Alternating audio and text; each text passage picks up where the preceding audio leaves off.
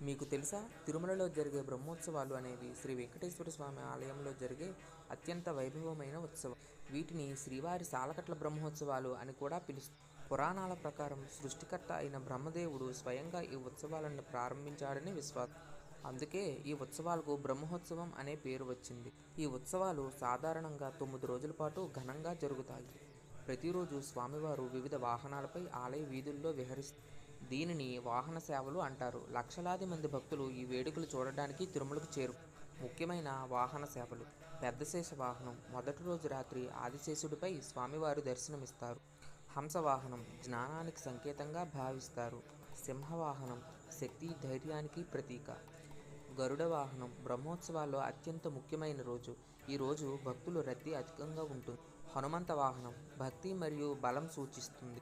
సూర్యప్రభ వాహనం మరియు చంద్రప్రభ వాహనం సూర్యచంద్రులు ఆశీర్వాదాన్ని సూచిస్తాయి. గరుడ సేవ ప్రత్యేకత: బ్రహ్మోత్సవాల్లో గరుడ వాహన సేవను అత్యంత ప్రాధాన్యం కలిగి ఉంటుంది. ఈరోజు స్వామివారు గరుడుపై దర్శనమిస్తారు. కోట్లాది మంది భక్తులు ఈ దర్శనం కోసం ఎదురుచూస్తారు. ఈ రోజును బ్రహ్మోత్సవాల హైలైట్గా భావిస్తారు. రథోత్సవం మరియు చక్రస్నానం భారీ రథంపై స్వామివారిని తీసుకెళ్లే కార్యక్రమం. భక్తులు ఆ రథాన్ని లాగడం ద్వారా సేవ చేస్తారు. చక్రస్నానం చివరి రోజు స్వామివారి సుదర్శన చక్రాన్ని పవిత్ర పుష్కరిణిలో స్నానం చేయిస్తారు. ఇది పాపాలను నివారిస్తుందని నమ్మకం. బ్రహ్మోత్సవాలు కేవలం ఉత్సవాలు మాత్రమే కాదు, భక్తి, సేవ, సాంప్రదాయం కలయిక.